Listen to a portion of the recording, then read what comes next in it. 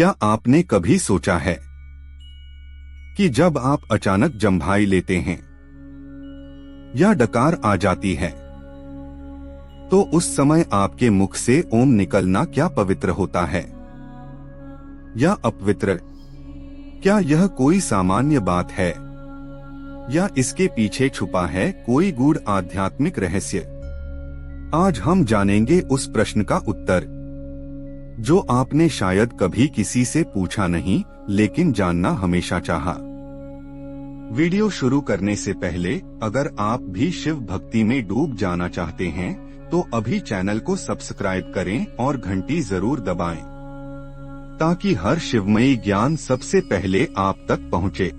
ओम कोई साधारण शब्द नहीं, यह कोई आम ध्वनि नहीं, यह वह ध्वनि है जिससे सृष्टि की रचना हुई। यह ब्रह्मांडीय कंपन है, अंतरिक्ष, समय और चेतना का मूल स्वर। वेदों में कहा गया है ओम इत्येतदक्षरम सर्वम, अर्थात संपूर्ण ब्रह्मांड ओम में समाहित है। इसलिए ओम का उच्चारण हमेशा शुद्ध मन, शुद्ध वाणी और श्रद्धा से किया जाना चाहिए। अब आइए समझते हैं जम्भाई और डकार का स्वभाव। ये दोनों अनैच्छिक क्रियाएं हैं, अर्थात इन्हें हम नियंत्रित नहीं करते। जम्भाई आती है जब शरीर थका होता है या जब ऑक्सीजन की आवश्यकता होती है। डकार तब आती है जब पेट में गैस बनती है। ये पाचन से जुड़ी स्वाभाविक क्रियाएं हैं। इन क्षणों में शरीर की अवस्था ध्यान, एकाग्रता या आंतरिक पवित्रता से दूर होती है। मनुस्मृति, योग शास्त्र और तंत्र शास्त्र में मंत्रोच्चारण के लिए कुछ नियम बताए गए हैं। मंत्र का उच्चारण हमेशा शुद्ध अवस्था में हो। बोलते समय वाणी, मन और शरीर तीनों संयमित होने चाहिए।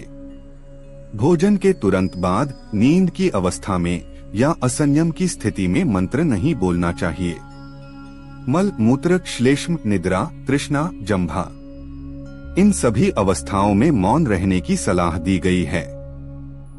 इसलिए अगर जम्भाई या डकार के समय ओम अचानक मुख से निकल भी जाए तो वह शुद्ध मंत्रोच्चारण नहीं माना जाएगा। तो क्या ऐसे समय चुप रहना चाहिए? हाँ, यदि जम्भाई या डकार आ रही हो तो पहले उस क्रिया को शांत होने दीजिए। फिर मन को एकाग्र करके शांति से ओम का उच्चारण कीजिए। यदि गलती से ओम निकल भी जाए तो मन ही मन क्षमा याचना कर लीजिए। जैसे हम किसी देवता के सामने भूल से कुछ गलत कहें तो क्षमा मांगते हैं। यह एक प्रकार की आत्मिक शुद्धता है जिससे साधना की पवित्रता बनी रहती है। आजकल कुछ सोशल मीडिया वीडियो में देखा गया है कि लोग जम्भाई के समय ओम बोलने को जैसे कोई हास्य का विषय बना देते हैं। पर क्या आप जानते हैं, मंत्रों का उपहास भी एक पाप माना गया है। ओम एक ध्वनि नहीं, एक चेतना है जिसे हम गंभीरता और श्रद्धा से ही छू सकते हैं। इसलिए आध्यात्मिकता को सतही मत बनाइए। मंत्रों को फैशन नहीं, साधना मानिए। जब अगली बार जम्भाई आए तो सिर्फ शरीर को विश्राम दीजिए, लेकिन ओम का उच्चारण तब कीजिए जब मन शांत हो, वाणी स्थिर हो और आत्मा जागृत हो। क्योंकि ओम बोलना सिर्फ बोलना नहीं, एक ब्रह्मांड से जुड़ने की प्रक्रिया है। श्रद्धा के साथ उच्चारित ओम हर संकट को हर लेता है। पर अपवित्र अवस्था में बोला गया ओम उसकी शक्ति को निर्बल कर देता है। तो क्या आपने आज कुछ नया सीखा?